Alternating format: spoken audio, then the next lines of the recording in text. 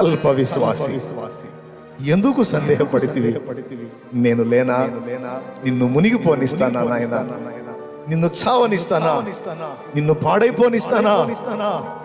నిన్ను అప్పగిస్తానా శత్రువుకి? నిన్ను అప్పగిస్తానా మరణానికి? నిన్ను అప్పగిస్తానా అవమానాలకి? నో, నేను నీతోనే ఉన్నాను, నీతో ఉన్నాను, నీకు తోడయి ఉన్నాను. నిన్ను విడువను, నిన్ను విడువను, ఎడబాయను. నా కుమారి,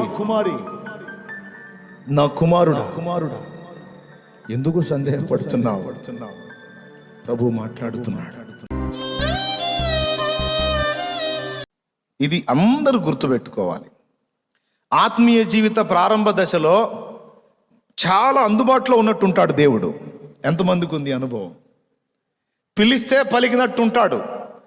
ఏ నొప్పి కలిగినా సరే అయ్యా అన్నామంటే ఏంటి ఇదిగో సమాధానం, ఎందుకు భయపడుతున్నా అంటాడు. భలే సమీపంగా ఉండి చాలా మనతో, ఇక ఎంత అద్భుతమైన అనుభూతి అంటే అసలు ఆ అనుభవాలే వేరు, అవునా? కానీ కొంత ప్రయాణం సాగిన తర్వాత మనకి డౌట్ వచ్చింది, అసలు దేవుడు నన్ను వదిలేశాడా ఏంది? పట్టించుకోవటం మానేశాడా ఏంది? పగబట్టాడా ఏంది? అసలు నేను కరెక్ట్గా ఉన్నానా లేదా? స్టార్టింగ్లో దేవుడు అంత సమీపంగా ఉండి పిలిస్తే పలికి అయ్యా అంటే ఇదిగో ఉన్నానని నాకు ఉత్తరం ఇచ్చి ఇప్పుడేంటి మౌనం అయిపోయాడు అని కొంత ప్రయాణం జరిగిన తర్వాత డౌట్ వస్తుంది.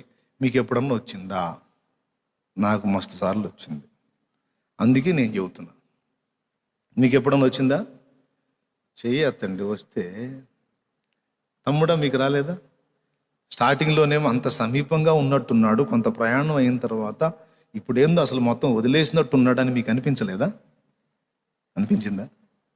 రైట్, రెండూ కరెక్టే. ప్రారంభంలో ఆయన అలా స్పందించింది కరెక్టే. తర్వాత ఆయన కాస్త మనల్ని ప్రక్కనుంచింది కూడా కరెక్టే. యేసు మనకి అమ్మ, నాన్న, స్నేహితుడు, అన్న, అన్ని పాత్రలు పోషించాడు మహానుభావుడు. ఇంకో చోటు కూడా అంటాడు, స్త్రీ తన గర్భమున పుట్టిన చంటి పిల్లను మరచునా? వారైనా మర్చిపోతారేమో, నేను అసలు నిన్ను మరవనంటే నువ్వు అమ్మ అమ్మ అంటున్నావు, మీ అమ్మ కంటే కూడా నేను ఎక్కువ, అది మర్చిపోవద్దని చెప్తున్నాడు. కాబట్టి ఒక దశలో తానే మనల్ని చంకపెట్టుకుని నడవటానికి ఇష్టపడే దేవుడు మరో దశలో మనంతట మనముగా నడవాలని ఆశించటంలో తప్పుందా? నీ అంతటా నిన్ను నడవమని నిన్ను ఒంటరిగా అప్పజెప్పిన ఘట్టంలోనే నీకు ఆయన సాన్నిధ్యం దూరం అవుతుంది. అప్పుడు నీకు వేదన కలుగుతుంది. ఏంది అనాథం చేశావా? ఏంది నన్ను వదిలేశావా? ఏమిటి అసలు నా పరిస్థితి ఏంటి ప్రభువా అనే ప్రశ్న నీకు ఆ దశలో పుట్టింది. నువ్వు పిలిస్తే పలుకుతున్నాడు, చాలా సమీపంలో ఉన్నాడంటే నువ్వు దేవుణ్ణి నమ్మావు. పిలిచినా కూడా పట్టించుకున్నట్టు ఉన్నాడు, అసలు ఏం పట్టించుకోవట్లేదు అంటావా? ఆయన నిన్ను నమ్మాడు అంటే ఎదిగావు, కొంత పర్వాలేదు అనుకున్నాడు కాబట్టే నీకు అందకుండా ఉన్నాడు. దేవునికి మహిమ కలుగునుగాక. ఇంతవరకు మీకు అర్థమైందా? స్పష్టంగా అర్థం. ఆ లైవ్లో ఉన్నారా ఎవరన్నా? మీకు అర్థమవుతుందా? మీరు కూడా ఆలోచన చేయండి. అందరికీ ఉపయోగపడే విషయం ఇది. సోదరా, సోదరి, ఆత్మీయ జీవితంలో మనం నడుస్తున్న నడక ఏంటనుకుంటున్నారు? ప్రకృతిలో అందరికీ సాధ్యమైంది కాదు మనం బ్రతుకుతున్న బ్రతుకు. అందరికీ అసాధ్యమైన అసాధారణ జీవితం ఇప్పుడు మనం జీవిస్తున్న జీవితం. తెలుసా? నేను చెప్పింది అర్థమైందా? ఇప్పుడు అందరూ బ్రతుకుతున్న బ్రతుకు, బ్రతకాల్సిన మనం అందరి బ్రతుకులకు భిన్నమైన బ్రతుకు ఒకటి బ్రతుకుతున్నాం ఇప్పుడు. ఈ ప్రయాణం, ఈ బ్రతుకు మనకు ఎలాంటిదో తెలుసా? నీళ్ళ మీద నడక లాంటిది. నీళ్ల మీద నడక చిన్న విషయం కాదు ఇది. నీ సమకాలీన సమాజం అంతా కూడా అస్తవ్యస్తంగా దరిద్రగొట్టు స్థితిలో ఉండగా పూర్తిగా దానికి ఆపోజిట్లో బతకడానికి ప్రయత్నం చేస్తున్నావు నువ్వు. ఎలా సాధ్యం? నీళ్లలో బ్రతకాల్సిన చేప ఒడ్డున బతికిద్దా? దాని ప్రకృతి ధర్మానికి విరుద్ధం. అది ఒడ్డున బతికితే. ఒడ్డున బతికే మనిషి నీళ్లలో బతుకుతాడా? నీళ్లలో కూడా ఒకడు బతికే ఉన్నాడు అంటే ఒక ఆశ్చర్యక్రియ జరుగుతున్నట్టే. నీళ్లలో బ్రతికే చేప ఒడ్డును కూడా బ్రతికే ఉంది అంటే అసాధారణ శక్తి ఏదో దాన్ని బ్రతికిస్తున్నట్టే. ఈరోజు దేవుని బిడ్డలంగా దేవుని యందు విశ్వాసం ఉంచి రక్షణ పొంది ఇన్ని మైళ్ళు మనం ఆయనతో కలిసి ప్రయాణం చేశాము అంటే, ఇంతవరకు విశ్వాసాన్ని కోల్పోకుండా కొద్దో గొప్ప అలాగ ప్రయాణం చేస్తున్నాము అంటే, అలా నిన్ను నిలిపి ఉంచినది నీ సొంత శక్తి కాదు, పైనుండి వచ్చిన దైవశక్తి. లేకపోతే ఎప్పుడో నీ ఆట ముగిసిపోయేది. ఇది నిజం, ఎప్పుడో అయిపోయేది. అసాధారణ శక్తి ఆయన దగ్గర నుండి నీలోనికి ప్రవేశించినందున సమాజం ఆశ్చర్యపోయే బ్రతుకుతున్నావు ఈ రోజును. నిన్ను చూసి వాళ్ళు తమ జీవితాలతో నిన్ను పోల్చుకున్నప్పుడు వాళ్ళకి ప్రశ్న, అరే ఎట్లా బతుకుతున్నాడు రా? అంతసేటు తాగేవాడు, అంత చండాలంగా జీవించేవాడు, అంత చీదరగా బ్రతికేది, అంత అసహ్యమైన మనిషి ఆమె ఎలా బతుకుతుంది? అసలు ఆ మార్పు ఎలా సాధ్యం? ఒకళ్ళు కాదు, వందలు కాదు, వేలు కాదు, లక్షలు మార్పు నొంది మానవాతీతమైన జీవితం జీవిస్తున్నవాళ్ళు, నేల మీద నడుస్తున్నవాళ్ళు. దేవునికి మహిమ కలుగును గాక. అది ఎలా సాధ్యమవుతుంది అంటే దేవుని జోక్యంతో అది సాధ్యమవుతుంది. మనం నడవాల్సిందే సొంతంగా. స్టార్టింగ్లోనేమో నడిచే పని లేకుండా చంకబెట్టుకున్నాడు, అదొకటి గుర్తుంది కదా. అలాగ కొంత ప్రయాణం అయిన తర్వాత, కొంత వయస్సు వచ్చిన తర్వాత ఆత్మీయ జీవితంలో ఇక మనల్ని దించి నువ్వే నడువు అంటాడు. నువ్వే నడువు అన్న ప్రతిసారి మనమే నడవాలి, కానీ చూపు ఎవరికెళ్ళి చూడాలంటే యేసుకెళ్ళి చూడాలి. అర్థమైందా? ఎవరికెళ్ళి చూడాలి? ఆయన వైపు చూస్తేనే అడుగు నిలబడేది ఇక్కడ.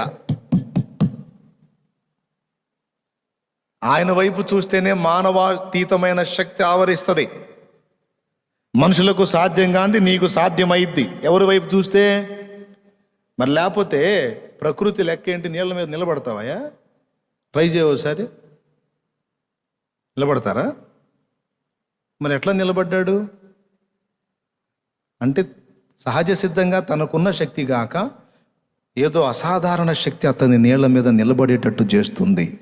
ఎక్కడి నుండి ఆ శక్తి వచ్చింది అంటే తాను ఎటు చూస్తున్నాడో అటు నుంచి వస్తుంది ఆ శక్తి. పేతురు దృష్టి ఎటుంది? యేసు వైపు.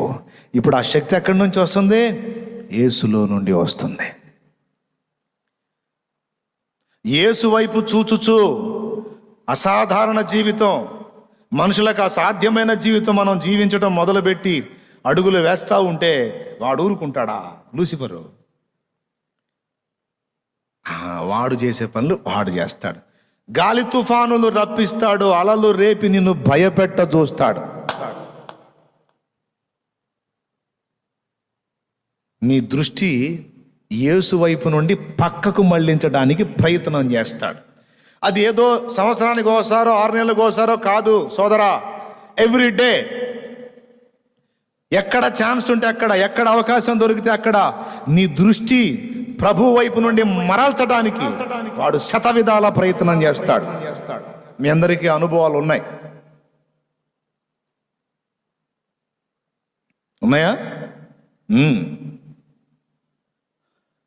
ఆ ప్రయత్నాల్లో భాగంగానే ఇవన్నీ రేపుతాడు.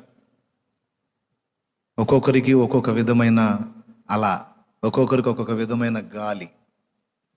అందరికీ ఒకే గాలి ఉండదు. మనందరికీ ఎవరి పరిస్థితులకి, ఎవరి సైకాలజీకి తగ్గట్టు వాళ్ళకి రెడీ చేసి పెడతాడు అన్నమాట. అర్థమైందా?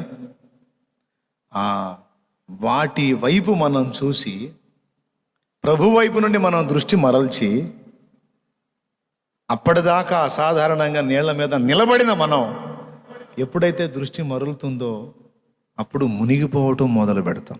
అప్పటిదాకా మన కాళ్ళ కింద ఉన్న నీరు అంటే లోకం ఎప్పుడైతే దాని విషయంలో మెతకొచ్చిందో ఇక అది మనల్ని ముంచటం మొదలుపెట్టింది. అది మనల్ని పట్టేయటం మొదలుపెట్టిద్ది. అప్పుడు ఉంటుంది మన పని. అప్పుడే మొత్తుకుంటుంటారు, వదలలేకపోతున్నాను అన్నయ్య, నిలవలేకపోతున్నాను అన్నయ్య, విడవలేకపోతున్నానయ్య అనే డైలాగులు అప్పుడు వస్తాయి అన్నమాట. అప్పటిదాకా నీ కాళ్ళ కింద లోబడి ఉన్నటువంటిది ఏదైతే ఉందో అది ఒక్కసారిగా నిన్ను మింగటం మొదలు పెడుతుంది, ముంచటం మొదలు పెడుతుంది. నువ్వు నడవాల్సింది ఖాయం. ఆ నడకలో నిన్ను నడవకుండా అడ్డగించడానికి దుష్టుడు రేపే గాలి అలలు ఖాయం. యేసు వైపు నుండి నీ దృష్టి పక్కకు మళ్లించడానికి వాడు చేసే ప్రయత్నాలు ఖాయం. ఒకవేళ నీ దృష్టి నిజంగానే మళ్ళినట్లయితే నువ్వు మునగటం ఖాయం. ఎందులో? అప్పటిదాకా ఏ లోకాన్ని కాళ్ళ కింద పెట్టుకుని నడిచావో అదే లోకం నిన్ను ముంచటం ఖాయం. అయితే ఇక్కడ నేను ఏ మాట కోసం నేను ఇంత మ్యాటర్ చెప్పానంటే, ఫైనల్లో పేతురు చేసిన తెలివైన పని మీ దృష్టికి తేవటానికి ఈ మ్యాటర్ చెప్పాను. నీళ్లలో మునిగిపోవటం మొదలుపెట్టినప్పుడు సహజంగా తనను తాను కాపాడుకోవటానికి పేతురు ప్రయత్నించాలి. ఇది మనం గుర్తుపెట్టుకోవాల్సిన పాయింట్. ఎందుకో చెప్తా. పేతురు ప్రారంభం నుంచి చేపలు పట్టే వృత్తి గలవాడు. పేతురు పనేంటి? చేపలు పట్టుట. ఇప్పుడు నీళ్లలో ఈదటం పేతురుకు రాదా? నీళ్లలో ఈదటం పేతురుకు రాదా? నడిచినంత వరకు నడిచాడు. మునిగిపోయే పరిస్థితి వస్తే అలా కాళ్ళు చేతులు ఆడించి చక్కగా ఈత కొట్టుకుంటా పడవ దగ్గరకు వచ్చేసి ఎక్కేసేయచ్చు. ఆ పని ఎందుకు చేయలేదు? పేతురుకు రాదా ఈదటం? దేవునికి స్తోత్రం కలుగును గాక. హల్లెలూయా. మరి ఎందుకు ఈదలేదు? పేతురు ఏం చేశాడు అంటే, పేతురుకు తెలుసు, మనం కూడా తెలుసుకొని ఉండాలి ఆ సంగతి. చాలామంది ట్రై చేస్తుంటారు, అందులో నుంచి బయటికి రావడానికి మనకు అలవాటే కదా. ఎన్నోసార్లు మనం ఈత కొట్టిన అనుభవాలు ఉన్నాయి కదా, ఇప్పుడు కాస్త కోస్త మునిగాం, ఏం కాదు, మనమే ఈది బయటకు వద్దామని ట్రై చేస్తారు. నేను చెప్పనా, అది సాధ్యం కాదు. ప్రయత్నం చేస్తున్నావా? ఎవరున్నారో ఇక్కడ నాకు తెలియదు, పరిశుద్ధాత్మ దేవుడు మాట్లాడుతున్నాడు. ప్రయత్నం చేస్తున్నావా బయటపడదామని? ఆ ప్రయత్నం ఇంకా నిన్ను లోపలికి తీసుకెళ్ళే పరిస్థితి ఉంటుంది, పడలేవు. మరి ఏం చేయాలి? ఏం చేయటం లేదు, గావు కేక వేయటమే తరువాయి, ఇంక వేరే మార్గం లేదు. పెద్ద కేక వేయటం ఏమన్నా తెలుసా? ప్రభువా, పాస్టర్ గారు అని కాదు, దేవునికి స్తోత్రం, అయ్యగారు అని కాదు, అమ్మగారు అని. అయ్యగారు అమ్మగారు కూడా అదే ఫైటింగ్లో ఉన్నారు. అందరి సోపా అదే. స్తోత్రం చెప్పండి. ఇప్పుడు ఎవరిని కేకేయాలి? ఆంధ్రేయ, అన్నయ్య, ఈయన మాటలు నమ్మి దిగా మునిగిపోతున్నా, అన్నో రా అన్నాడా? యోహాను రా, యోహాను అన్నాడా? అన్నా కాపాడలేడు, నన్ను నేను కాపాడుకోలేను, మరెవరో కాపాడే సన్నివేశం కాదిది. నీళ్ళ మీద నడవమని నన్ను ఎవరు పిలిచారో, ఇన్ని రోజులు ఇంత సమయం నన్ను ఎవరు నడిపించారో ఆయనే మళ్ళా నన్ను నిలబెట్టాలి. అందుకే ఏ దృష్టి అయితే పక్కకు తిప్పి మునిగిపోసాగాడో ఆ పక్కకు తిప్పిన చూపు మళ్ళా యేసు వైపు చూచి కేక వేశాడు, ప్రభువా నన్ను రక్షించు. ప్రభు ఏం చేశాడు? బుద్ధి లేనోడా, ఈత కొట్టడం రాదా ఏంది నీకు? ఏంటి నాకు చెబుతావు, దా ఈదు అన్నాడా?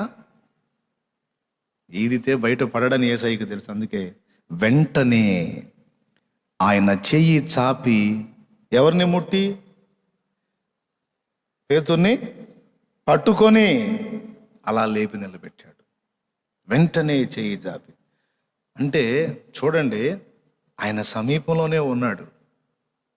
వెంటనే ఆయన పరిగెత్తుకుంటూ వచ్చి, లేదా ఆయన నడుచుచూ వచ్చి, ఆయన వేగంగా నడుచుచూ వచ్చి ఏం చెప్పలా, వెంటనే చెయ్యి చాపి.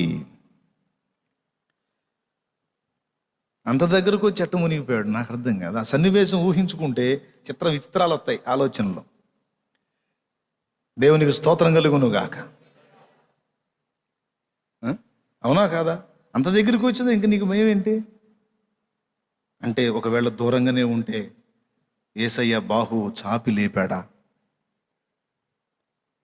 ఆయన ఉన్న దగ్గరే ఉండే చేతిని పంపించలేడా? వెంటనే చెయ్యి చాపి నిలబెట్టాడు. ఇక్కడ మనం గుర్తించాల్సినటువంటి మేజర్ పాయింట్ ఏంటంటే, ముందు చెప్పినవన్నీ కద్దు, నీళ్ల మీద నడవటం ఖాయం, నడవాల్సిందే. మనందరినీ కూడా అలాగా పరిపూర్ణులను చెయ్యాలనే దేవుని సంకల్పం. ఏ పొద్దు కూడా ఏదో చంటి పాపల్లాగా చంకనేసుకొని బుజ్జాయి చిట్టి చిన్ని అని పాడుకుంటా తిరగడు. ఒక దశలో ఇక్కడ ఉన్న వాళ్ళలో కొత్త వాళ్ళు ఎవరైనా ఉంటే వాళ్ళు చంటి పిల్లలే, ఆయన చంకనేసుకుంటాడు. సిస్టర్స్, బ్రదర్స్, కొత్తగా దేవుళ్ళు ఎదుగుతున్న వాళ్ళు ఎవరైనా ఉంటే మిమ్మల్ని చంకనేసుకుంటాడు, అందుబాటులో ఉంటాడు. కానీ రెఫీదీములో ఈ అనుభవంలోకి వచ్చేటప్పటికి నువ్వే యుద్ధం చేయాలి అన్నట్లు, అప్పటిదాకా ధోనిలో వెళ్ళినటువంటి సిమోనో నువ్వు నడువు నీళ్ల మీద అన్నట్టు మనం ప్రయత్నం చేయటాన్ని దేవుడు ఇష్టపడుతున్నాడు. మనం నడవాలని దేవుడు ఆశిస్తున్నాడు. అది కూడా ఎవరి వైపు చూస్తూ? ఆయన వైపు చూస్తూ. ఈ నడక సాగి ముందుకు అడుగులు వేస్తున్నప్పుడు దుష్టుడు రకరకాలుగా మనల్ని రకరకాల అలలు గాలి చూపించి మన దృష్టిని మరల్చి మునిగిపో చేయటానికి నిరంతరం వాడు నిర్విరామంగా శ్రమ పడుతుంటాడు. నడుస్తూ ఉంటే ఏమి లేదు, ఇబ్బంది లేదు. ఒకవేళ నడక ఆగి మునిగిపోయే ఘట్టాల్లో నువ్వు ఉంటే వేరే మార్గం లేదు, ఈత కొట్టడానికి ట్రై చేయవాకు, ఒక వెర్రి కేకవి. ఏమని? ఏది వేయండి, ఏమనేస్తారు? వేరే మార్గమే లేదు. ఎప్పుడైతే ఆయన్ని కేక వేశాడో పేతురుకు తెలుసు, తను ప్రయత్నించినా బయటపడలేడని తెలుసు, తన సహోదరులను పిలిచిన వాళ్ళొచ్చి కాపాడలేరు అని కూడా తెలుసు. కాబట్టి ఈ దశలో కాదు, ఏ దశలోనైనా నన్ను అత్యవసరంగా కాపాడి నిలబెట్టగలిగే సమర్థుడు నా యేసయ్య ఒక్కడే అని, ప్రభువా నన్ను రక్షించు నాయనా, నేను మునిగిపోవచ్చున్నాను అని కేకవేశాడు. ఈరోజు మీరు ఎందులో మునిగిపోతున్నారో, ఏది నిన్ను లోబరుచుకుంటుందో, ఏది నిన్ను శోధిస్తుందో, ఏది నీ దృష్టిని ఆకర్షించి దృష్టిని మళ్లించి బలహీనపరిచి కృంగదీసి పాడు చేస్తుందో, అది ఏ విధమైందైనా కావచ్చు, నిన్ను అభ్యంతరపరిచేది. ఇక లేదు, నాకు లైఫ్ మునిగిపోతున్నాను, నా పని అయిపోయిందని నువ్వు వేదన పడేది అది ఏదో దాని అంతటి విషయంలో నువ్వు వేయాల్సిన కేక, నువ్వు చూడాల్సిన చూపు యేసు వైపు, నువ్వు వేయాల్సిన కేక యేసు అని. దావీదు కుమారుడా నన్ను దాటిపోకయ్యా, నజరేతువాడా నన్ను విడిచిపోకయ్యా. శరీర సంబంధమైన బంధకాలైన, ఆత్మ సంబంధమైన బంధకాలైన విడిపించే మార్గం యేసే. నడవమన్న దేవుడే వెన్నంటి కాచుకుంటాడు. ఆయన ఎక్కడున్నా నువ్వు కేక వేసినప్పుడు రక్షణార్థమైన బాహు నీ కొరకు చాపుతాడు.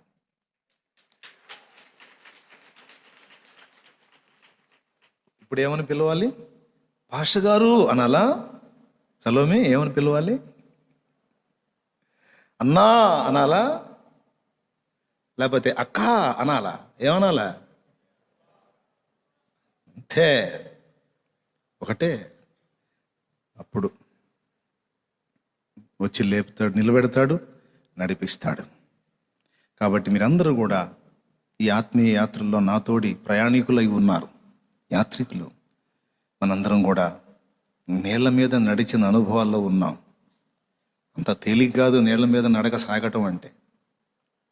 అందుకే ప్రతి అడుగు ఆయన వైపు చూస్తూ వేస్తేనే, ఎక్కడన్నా మనం తేడా పడుతున్నామన్న అనుభూతి కలిగితే తడవు చేయకుండా ఒకవేళ కొంతమంది మునిగిపోతుంటారు, కేక వేయరు. ఏమన్నా అనుకుంటాడు, ఎవరు ఇప్పుడు కేకేస్తే ఏసయ్యా 4 రోజులు ఆగి కేకేద్దాం అన్నట్టు ఉంటుంది కొంతమంది వ్యవహారం. 4 రోజులు ఆగితే ఉంటుంది, శవమేగా. అవునా? తక్షణమే గుర్తుపట్టాలా. పేతురు గుర్తుపట్టాడు, తాను మునిగిపోవచ్చున్నానని గుర్తుపట్టాడు. కొంతమంది మునిగిపోతున్నా అర్థం కాదు, పూర్తిగా పాడైందాకా కూడా కేక వేయరు.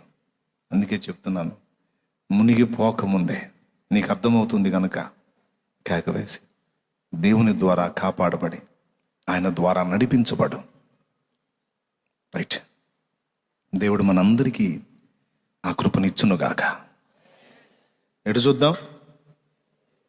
ఆయన సంకల్లో కూర్చుందామా? మనం కూడా నడవటానికి ప్రయత్నిద్దామా? ఆ ప్రయత్నంలో ఒకవేళ అడుగులు జారితే ఎటు చూద్దాం? లోకమంత చూచి నన్ను ఏడిపించిన జాలితో నన్ను చేరదీసిన ఒకరి ఆదరణ ఎంతవరకు ప్రభువా? ఒకరు చేరదీసి ఆదరిస్తే ఎంతవరకు? 1 పూట, 2 పూట్ల, 3 రోజులు, 4 రోజులు తర్వాత అయినా ఒంటరినేగా. ఈ జీవన యాత్రలో నాది ఒంటరి పయనం. నన్నెవరు నడిపించలేరు, నన్నెవరు నిలబెట్టలేరు. మునిగిపోతున్నా నన్నెవరు కాపాడలేరు. నువ్వే నాకు దిక్కు ప్రభు, నువ్వే నాకు దిక్కు ప్రభు. ప్రార్థన చేయి. లోకం జాలిపడి ఒకవేళ మనుషులుగా ఎవరైనా కనికరించి సాయం చేస్తే కొంతవరకే, కానీ నన్ను పూర్తిగా ఆదరించలేరుగా తండ్రి. కేక వెయ్యి, ప్రభువా నేను మునిగిపోవచ్చున్నాను అని. దావీదు కుమారుడా నన్ను దాటి పోకుమని కేక వెయ్యి, ఆ గుడ్డివాడు వేసినట్లు. ప్రభువా నా కుమార్తెను స్వస్థపరచుమని కనాను స్త్రీ కేక వేసినట్టు కేక వేయి. మనుషుల వైపు చూచి అరచి అరచి వారి కనికరం కోరి కోరి విసిగి వేసారే. చివరికి దావీదు కుమారుడా అని వేశాడు కేక. గుడ్డివాడైనా భిక్షగా మనుషుల దగ్గరికి వెళ్ళి వెళ్ళి నా బిడ్డను బ్రతికించండి, బాగు చేయండి అని అడిగి అడిగి ఫలితము లేక యేసును కనుగొని యేసు వైపు చూచి వేసింది కేక. ప్రభువా నా కుమార్తెను స్వస్థపరచయ్యా, నీ దాసురాలను ప్రభువా అంటే, అమ్మా నీ విశ్వాసము గొప్పది పో, నీ కుమార్తె బాగుపడింది పో అన్నాడు. గుడ్డివాడు ఆయన యొద్దకు వచ్చినప్పుడు కేక వేశావు కదా, ఏమి చేయగోరుచున్నావు? ప్రభువా నేను చూపు పొందగోరుచున్నాను, నీవు నమ్మినట్లే నీకు కలుగును గాక. ఆహా, గుడ్డివాడి కళ్ళు చూపు వచ్చింది. సీమోను అల్ప విశ్వాసి, ఎందుకు సందేహపడితివి? నేను లేనా? నిన్ను మునిగిపోనిస్తానా నాయనా? నిన్ను చావనిస్తానా? నిన్ను పాడైపోనిస్తానా? నిన్ను అప్పగిస్తానా శత్రువుకి? నిన్ను అప్పగిస్తానా మరణానికి? నిన్ను అప్పగిస్తానా అవమానాలకి? నో, నేను నీతోనే ఉన్నాను, నీతో ఉన్నాను, నీకు తోడయి ఉన్నాను. నిన్ను విడువను, ఎడబాయను. నా కుమారి, నా కుమారుడా, ఎందుకు సందేహపడుతున్నావు? ప్రభు మాట్లాడుతున్నాడు. తండ్రి స్తోత్రమయ్యా, నీ వైపే మా కేకలు, నీ వైపే మా చూపులు, కనికరించు. ఇక్కడ నిలిచిన బిడ్డల్లో ఎవరెవరు ఏ వేదనలో ఉన్నారో, వారి గుండెల్లో ఎంత దుఃఖం ఉందో, కన్నీరుందో, మూలుగుడుందో, వారి హృదయాల్లో ఎంత వేదన ఉందో, ఈ ఆరాధనలో ఏకీభవించిన బిడ్డలందరి కొరకు ప్రార్థన చేస్తున్నాను. నీ మాటల చేత వారిని ప్రోత్సహించావు, ధైర్యపరిచావు, కర్తవ్యం బోధించావు. నువ్వు నన్ను నమ్మటం కాదు, నేను నిన్ను నమ్మునట్లు సహించు, విశ్వాసములో స్థిరముగా నిలువని నా ప్రభువా మాట్లాడా.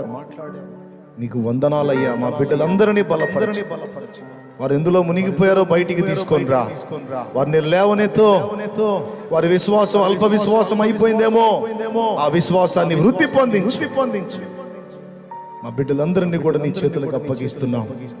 వారు నలుగుతున్న ప్రతి వేదనలో నుండి యేసు నామములో విడుదల కలుగును గాక. నీ సమాధానముతో వారందరూ నింపబడును గాక. స్వస్థత పొందుదురు గాక.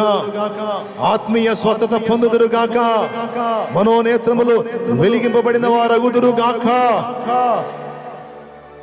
బిడ్డలందరినీ కనికరించు.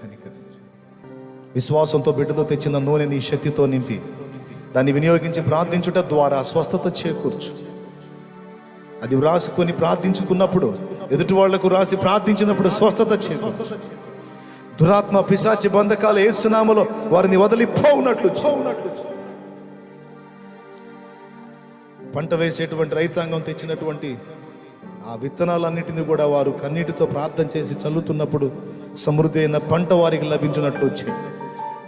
బిడ్డలు చేస్తున్న పనిపాట్లు, వ్యాపారాలు, ఉద్యోగాలు సమస్తములో కూడా నీ కృప నుంచి నీ చిత్తానుసారమైన ప్రతిదీ కూడా ఆశీర్వాదకరంగా వర్ధిల్లేటట్లు చేయమని, బిడ్డలు ఎదుర్కొంటున్న ఆర్థిక ఇబ్బందుల్లోంచి వారిని విడిపించు. అప్పుల బాధల్లోంచి వారిని విడిపించు. వారు ఎదుర్కొంటున్న శరీర రుగ్మతలు, వేదనలు, వ్యాధులు యేసు నామములో తొలగించు. ఆత్మీయంగా దిగజారిపోయిన స్థితిలో ఉన్న బిడ్డలకు తిరిగి ఆత్మీయ ఉజ్జీవాన్ని దయచేయి. యేసు నామములో ప్రార్థిస్తున్నాను.